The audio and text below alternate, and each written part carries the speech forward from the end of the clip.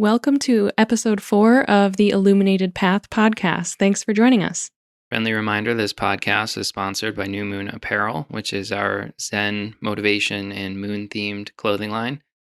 Today, I am wearing the Design Your Life, Live Your Dreams design, which is very fitting for our episode today. This podcast is brought to you by New Moon Holistic Life. Please remember to like, follow, share, subscribe. It really helps us keep the channel and the podcast going. And leave a review if you can do that and tell others what you think. So, how's the week? The week is good. If you listened to the podcast of episode 3, I talked about the Giants game and how I was hoping that the first game of their season was going to go well, and they did not win. And that's all I'm going to say about that. So Didn't happen for you. By the time this episode is out, hopefully, week 2 went a little bit better. In other words, we went to a networking group meeting this week. It's called Rising Tide. It's really like a nationwide, actually international group, and it's a nonprofit. And there's a chapter right here near us. And so we went to their meeting and we met with a really great group of entrepreneurs, and we all discussed being efficient in your marketing as well as AI tools. And I really enjoyed it. It was a great time. A lot of good people there, a lot of creativity floating around. And so it's really great to be kind of in a group like that. Yeah, I think it was great because you and I really when we launched our marketing agency, it was just nonstop networking.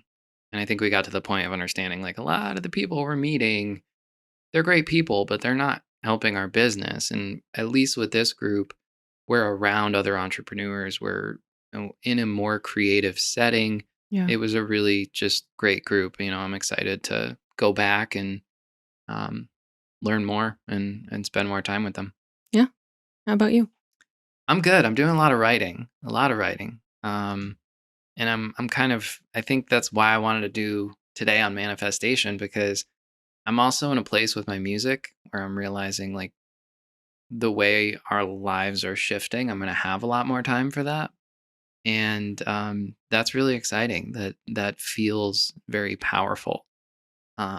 So let's get into manifestation then. We hear this very mockingly. We hear it very jokingly a lot. And it's this term that's really just thrown around. But I'm fascinated by it because I think it is the most powerful component of holistic living. Yeah. I mean, I think it's been thrown around kind of mockingly and jokingly, but there are also more people really becoming interested in what is it. And so the term is definitely being used a lot. And so I think we want to really kind of do more of an introductory episode here. What is it? How do you do it? What does it even mean? And so the real basic of what is manifestation, this is just at its core, the definition of it is really just designing or creating an object or an experience in your life, and you're using your thoughts and your feelings and beliefs and actions to tangibly bring that into your life, to make it happen or make it become a thing that you have or that you do in your life. Yeah. And I think to that point, this is something that we will need many episodes on. Yeah. I don't think today is going to be a deep dive in the research. And to that point, I think I want to clarify the research, I will do my best to articulate it in layman's terms. Mm-hmm. But if you're really interested in the scientific component of it, we'll always reference doctors you can check out and studies. But my goal is really to translate the science in a way that gives actionable insight into what it means for your life. Yeah. And I mean, kind of the basis of it is where I was saying you're using your thoughts and feelings and beliefs to bring something into your life, is that everything in our lives was initially thought of by someone, whether it's the invention of something.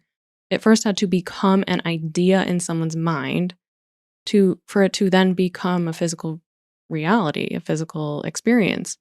And so it's really important to kind of keep that in mind as you're thinking about this and the fact that we are always thinking and creating in our lives. Yeah. I think to that point, I always think about there's two examples that come to mind. Number one, anyone who ever did anything great, they were usually told it was impossible. Yeah. What made it possible was their belief. And we'll kind of get into the importance of that component of the manifestation process. Hmm. But there's a very good example was there was a runner. I don't remember exactly. I believe it was 80s, 90s, maybe even early 2000s. And he wanted to run a 4-minute mile. And everyone told him, no, nobody's doing that. You can't do that. It's impossible. Well, he ran a 4-minute mile. It didn't happen right away, but he ran a 4-minute mile. And shortly after, he completely changed the game of running Hmm. because a lot of other people now believed that they could, and 4-minute miles became much more common. Yeah. And that was first something that he thought of and then like mentally rehearsed in Yeah. his mind and then brought that to reality. Yeah. And one other thing I want to mention is like we are always manifesting, whether we're doing it consciously or unconsciously. The conscious part is really what we want to talk about and how to actually do it intentionally, how to do it consciously, and to be really using it in your favor to Yeah. create your life, Yeah. like your shirt, I mean, design it, your life. it makes me think about, I talk a lot about conducting your mind, and that I'm so focused on that because that's a very serious battle for me and always has been. Like, to Kate's point, we're always creating, whether consciously or subconsciously. So, with that frame of reference, I understand that I manifested my collapsed lung.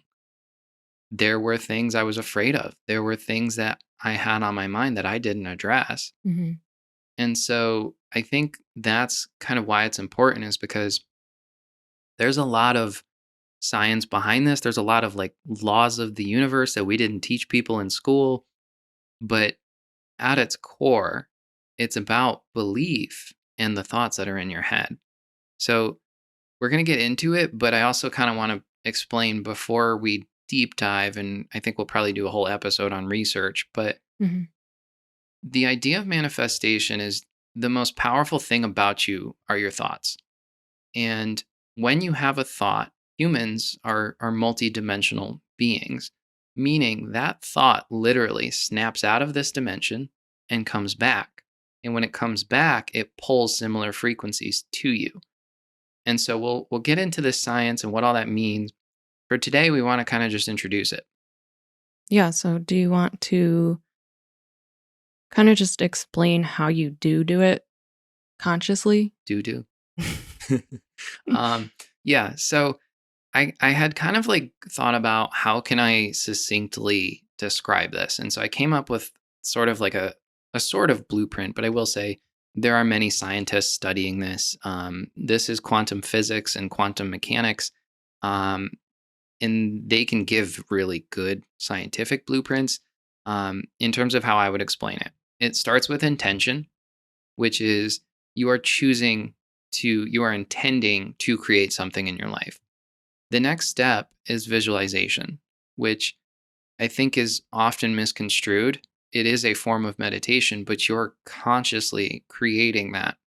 So I'm going to kind of give an example along with this explanation. Hmm. A while back, Kate and I did vision boards, and I really wanted this red velvet uh, sports coat, suit jacket, right? I like dress clothes. I just, sometimes I throw them on. And I had the intention of bringing it into my life. It was on my vision board. It was something I was thinking about. I visualized myself wearing it. The next step is feelings. The key component of this, and the reason so many people fail at manifestation, are these next two steps. You have to connect with the feelings. What did wearing that jacket do for me?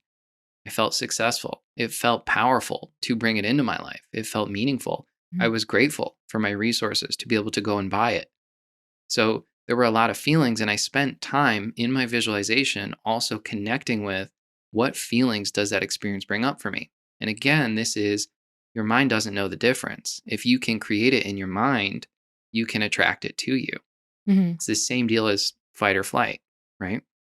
And Inventing. and by visualization, it's really just explain that a little bit, like, it's imagine using your imagination. Yeah. They actually say that kids are really good at kinda manifesting things because they have such an open imagination. Yes. Kids, there's a lot of interesting research on that as well. Um, we kids are geniuses, truly. Like on paper, you can study it, they are geniuses. And what happens is they go through this system and, maybe controversial, I actually don't know, but the school systems are designed for employees. Right. They're not designed for free thinkers, really. So Mm. as you grow up, you go through that system, you start to lose that, you start to diminish, it starts to diminish that sort of energetic component about you. So visualization, you're consciously sitting there and trying to vividly create that picture in your head. And that gets into like, your third eye and opening that. And there's a lot of things there, but really at its core, you're trying to live that experience and be able to see it with your eyes closed. Mhm. So you have that, your visualization, you connect with your feelings. Can I add one more thing? Yeah. And it's a practice Yes. too, because when you try to visualize something once and you're closing your eyes and you're like, "I'm trying to imagine this," it's not gonna be the most clear thing. But that's why it's a practice because if you continuously, like, imagine it, it's gonna get more of a clear picture in your mind. You're gonna think of more details about what you're trying to visualize. And Yeah. so it's just like a meditation, it's really the combination of a meditation practice with visualizing. Yeah. A little sort of sidebar, but I read a book called Silva Mind Control Method. And he basically found that what we call psychics, right? Extrasensory perception, ESPs, that is something that can be taught. And what they found was what you're actually doing when you meditate, you're lowering your brain waves. And what they found is the lower your brainwave states, the less like things you can bring. You can't bring your ego to an alpha state. You Mm, can't bring anger and resentment to an alpha state. But the lower you go, the more ability you have to actually shape the world around you. People use those techniques to win the lottery, to do all kinds of really fascinating things. So, circling back, visualization, just like meditation, is a practice. It's mhm, not that you think of these things once and they happen for you. I think people think manifesting is this like wishful thinking process. It's not. mm, It's a practice. It's very intentional. So you have the intention, you visualize, you connect with the feelings, and the component that gets missed is belief. You have to actually believe that this can happen in your life. And the other kind of like things that go with that are expectation. You're expecting it to happen. It mm, is in your life, it's a part of your life, and you really behave as if it's already happened. And this is kind of that discussion of life is happening for you, not to you. You have to really believe it and believe that it's possible. Elon Musk and Tesla, they didn't think he could do that. They didn't think he could put that kind of battery into a car. He did it because mhm, he believed he could do it and he achieved the impossible. And he continues to do things like that. And then the last step that I kind of put in here because I don't think it's talked about a lot is integration, which is really like you've done this, you have this practice now. You're repeating this, you're visualizing and then you integrate actions into your life that bring that manifestation to you. And in the case of my jacket, I connected with those feelings. I believed, right? For me, the exercise manifesting this jacket was a low bar. I wanted to test myself and I mhm, wanted to prove to myself that I can do this. So I believed it. It's simple, it's just a jacket. And I brought that into my life, but then I integrated and I did things where I was looking for this jacket. I would, once, twice, three times a week, go take a look. Are there any jackets on eBay, whatever? And I found it. It was like a $40 jacket. Love it. But that's a very small example. Right. So I want you to kind of speak to the energetics of all this. Yeah, so it really kind of starts with the feelings and belief portion of it that you were discussing, because the feelings that we have and the thoughts that we have and beliefs are everything is there's an energy about that. There's a frequency that we have within our body, as well as a frequency that we're giving off. And I mean, that's why you can go into a room with someone and you can tell if like they're in a bad mood because they're Yeah. giving you that energy. And same thing with someone who's happy and positive, and like you can take on other people's energy. And so it's that kind of same concept where there's energy in what you're trying to visualize and create. And that's part of the belief and attracting similar frequency and energy to come to you. Yeah. And, it makes me think of Dr. Joe Dispenza. He's done something on this where he's found it's most successful when your heart and your brain are coherent, when they're actually working together. Um, and we'll have to dive into what that means at a later date. But what he found was that when you don't have that coherence, people who are resonating at a very low frequency, their aura is actually diminished. The electromagnetic field around them is much smaller. And that's really like the conversation of living in gratitude Mhm. and raising your vibration, because the higher vibration, the more your capacity to manifest. And that has been studied so much Yeah. about having a gratitude practice and what that can do for you and your health and just your life.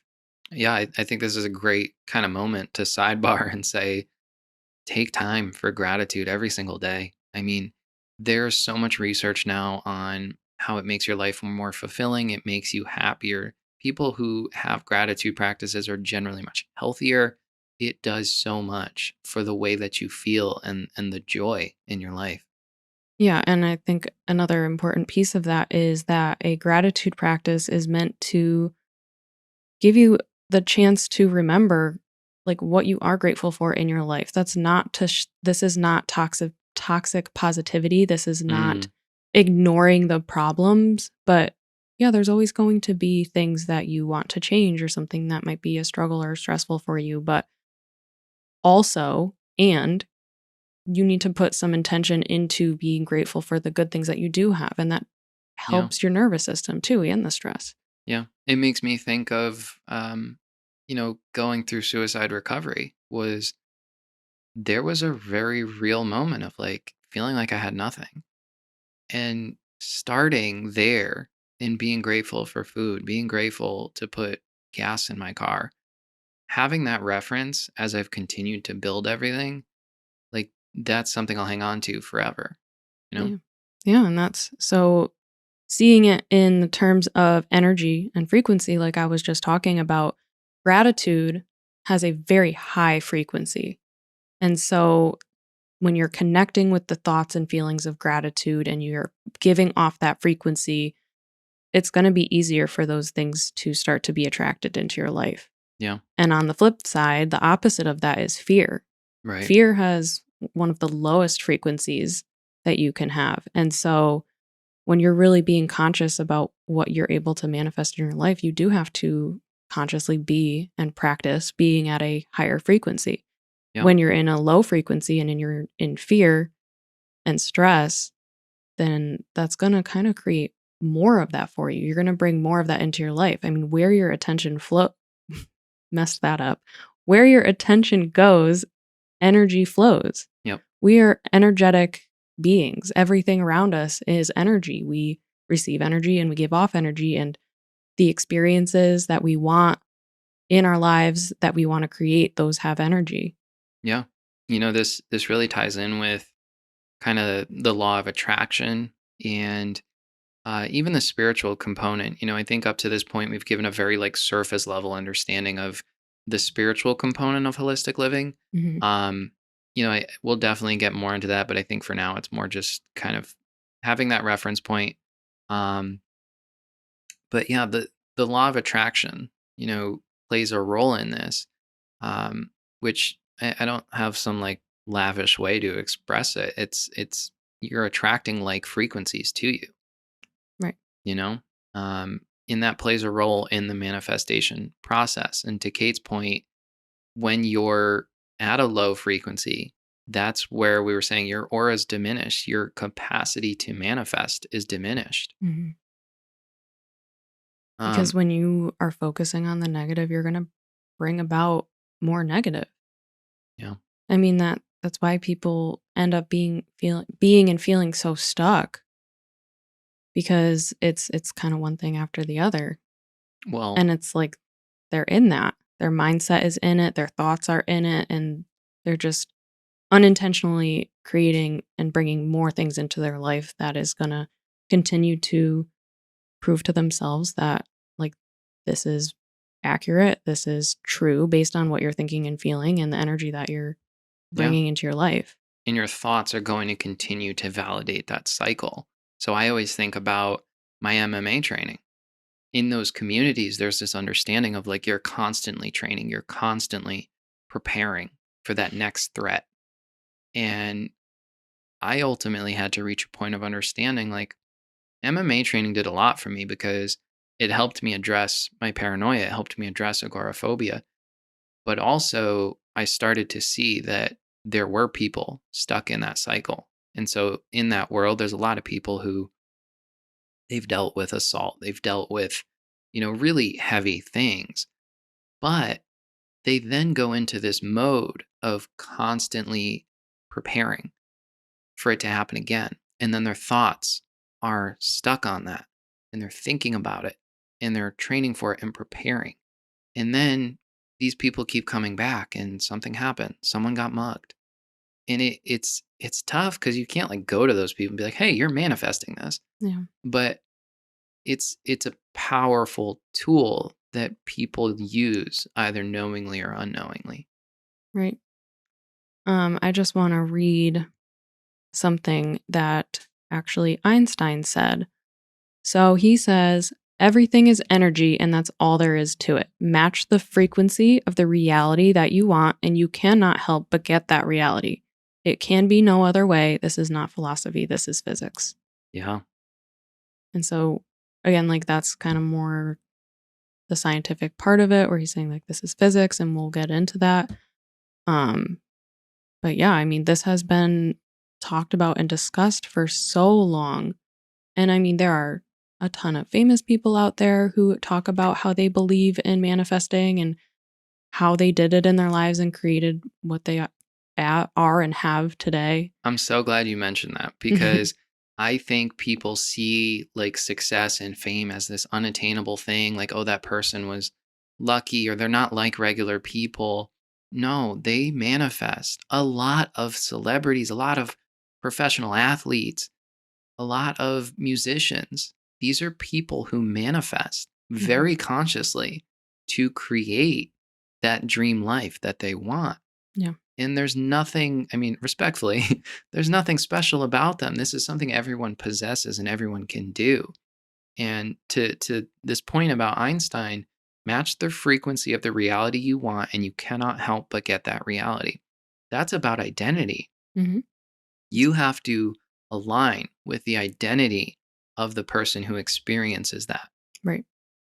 Uh And there's a big part of that too of overcoming limiting beliefs. yeah, Like you have to believe that you can and will have that, whatever that is, whatever that life is, whatever that object is, or whatever.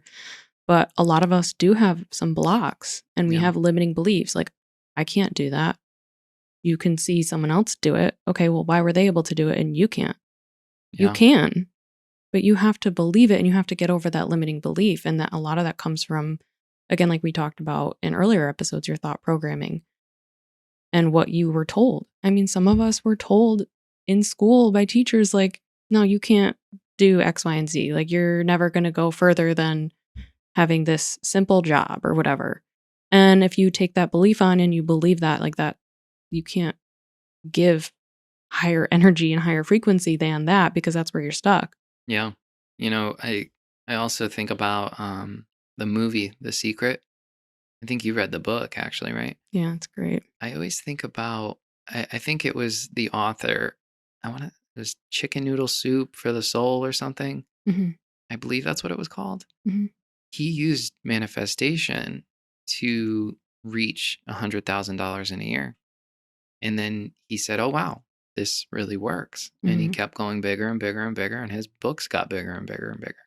Yeah. There's a lot to be said for intention in the body. Couple things I wanted to mention. You cannot use this to harm people. It doesn't work. Um, there are people who have tried, and it either doesn't happen or it happens to them. Um, and this really also ties in with the collective conscious, which is really that we're all creating together.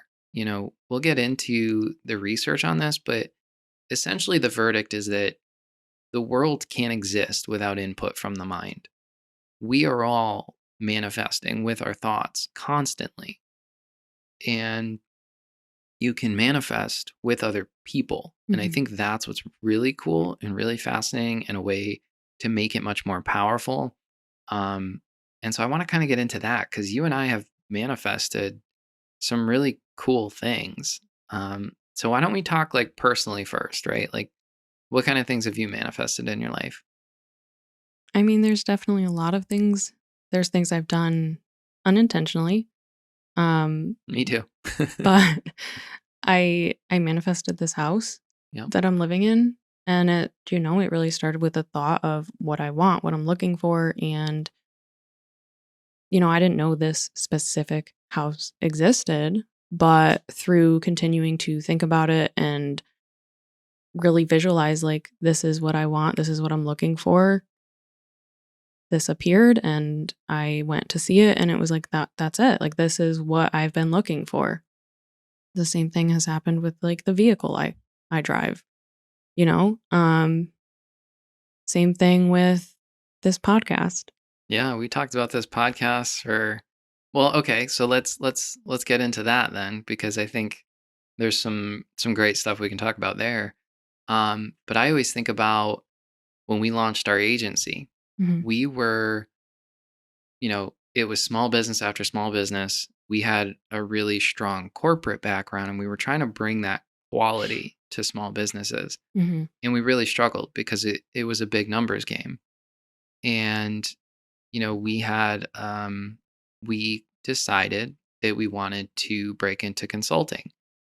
And so we designed that. We designed what a life of consulting meant. We visualized, um, what kind of freedom we had and how our Mhm. work would be different. And then we connected with the feelings of success and gratitude and accomplishment of having achieved that. We believed it. And then we integrated that into our lives. That was a practice that we had. And we actually wrote, do you remember this? We wrote in our journals every Mhm. day, I am so happy and grateful to be making more than $10,000 a month. Yeah. When we started writing that, we were barely making $1,000 a month. And then in doing this, we started attracting more opportunities to us. And there was an opportunity I think we talked about in another podcast where we had a contract for like $30,000 and we said no because it was crossing boundaries. It wasn't in alignment. It was, like, almost what we were looking Yep. for, but, like, we could tell that there was some mismatches, Yep. and we felt, like, the energy of it and what it was gonna be and what our day to day was gonna be, and that wasn't the day to day that we were intentionally designing. Right. And we decided it wasn't going to be it, but we trusted that the right thing was coming. Yeah, And then we found it and we have spent about 2 years now, over 2 years, over 2 years. making good money, consulting Mhm. and living what we designed. And now we're designing something else. We're designing the podcast. We're designing what that lifestyle means of content creation. We're not strangers to it. I think we've had this conversation as like I just don't I'm so indifferent. Like I don't really mind being on camera. I'm just not like going out of my way to do it. So it's an adjustment, but we're now manifesting a very different life, the life that we want to have as we build a family. Yeah, and I think that going through all of those kind of steps you said earlier, like the integration piece, like we're doing it now Yeah. while we're also doing other things and like it's busy and it's a little bit chaotic, but you have to like intentionally be putting yourself in scenarios and taking actions of someone who is living what you want to live. Like Yeah. taking the steps and realizing that it is bringing you closer to your bigger picture even if it seems like a small step. Yeah. And that's a great conversation of identity.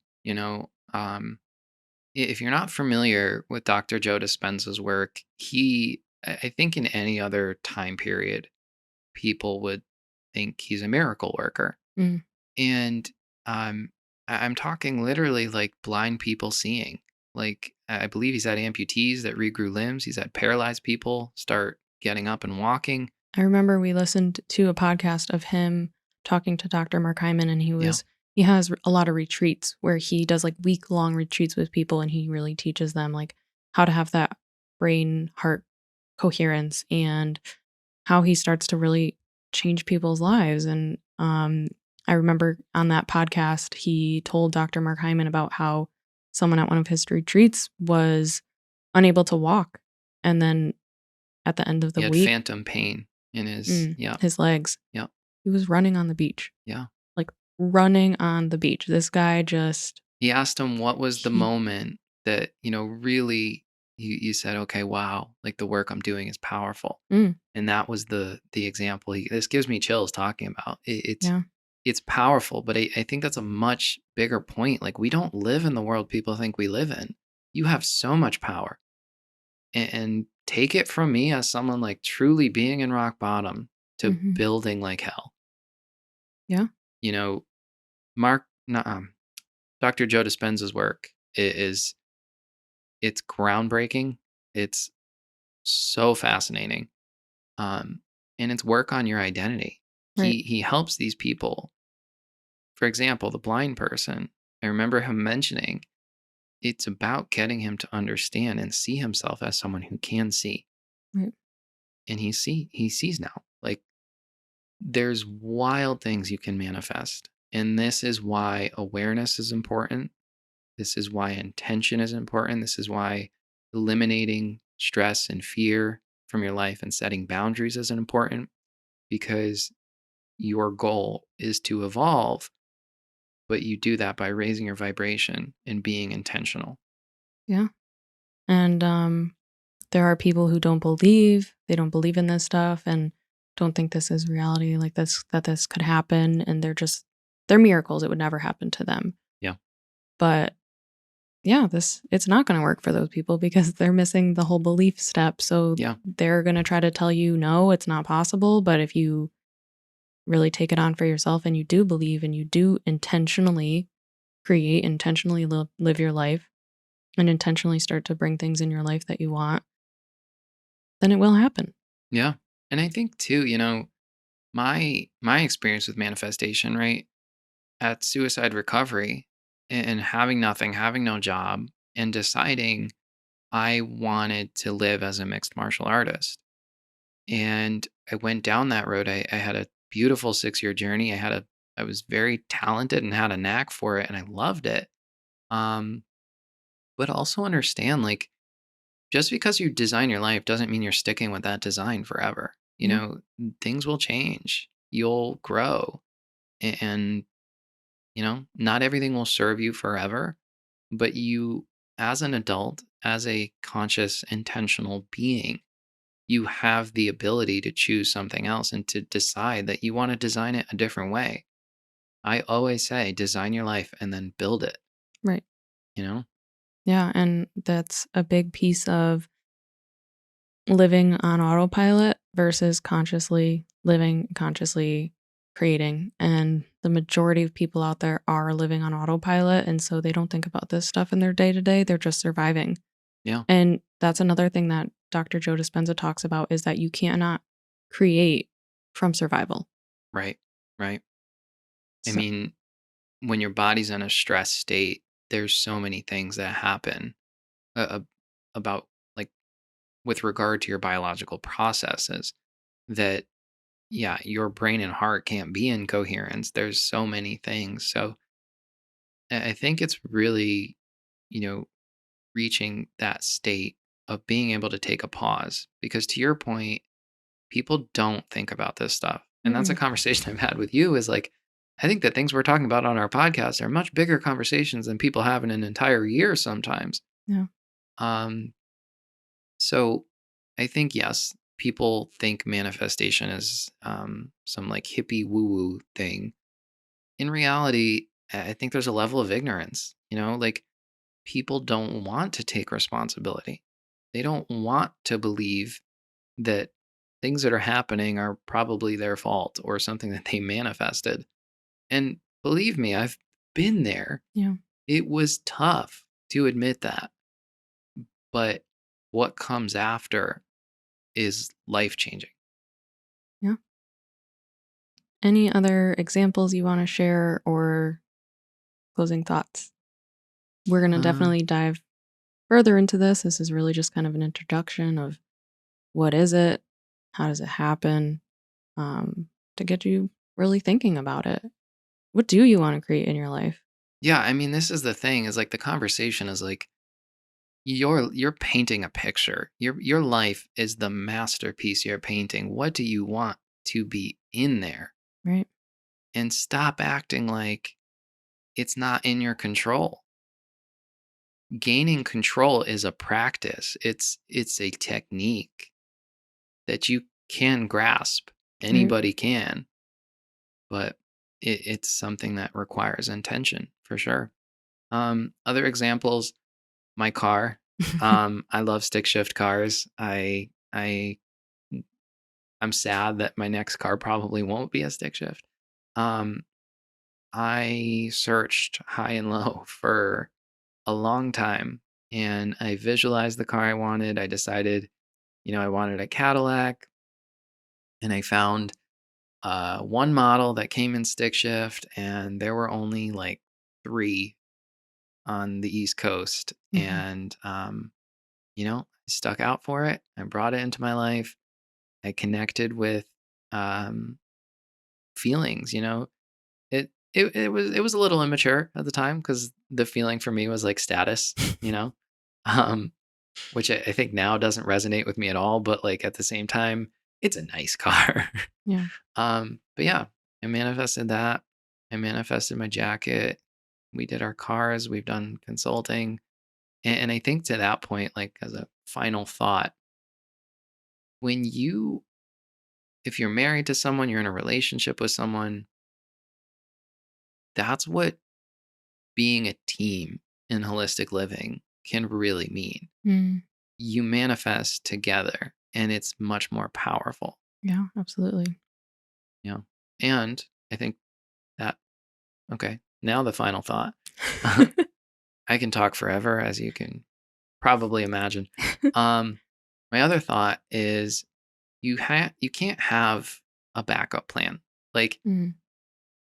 preparing to fail is not a way to manifest. No, I you have to think, go all in. yeah, and That was that's something I learned from my holistic life coach. I talked to her about that a lot because I was like, I need to leave my job. I need to create something different. And she was like, you have to go all in. You have to truly believe that that's the life you're going to live and create. And you can't be like, "Oh, well, just in case it doesn't happen," because that's giving out the frequency and the energy it's fear. that's not going to happen. Yeah. Yeah. So, no, of course it's not going to happen if you're like, well, it's okay. Like, I'll just do this instead. Yeah, and I mean that's the point too is like you're involving fear in the manifestation process, which is diminishing your aura, it's lowering your frequency, you're reducing your capacity for that outcome.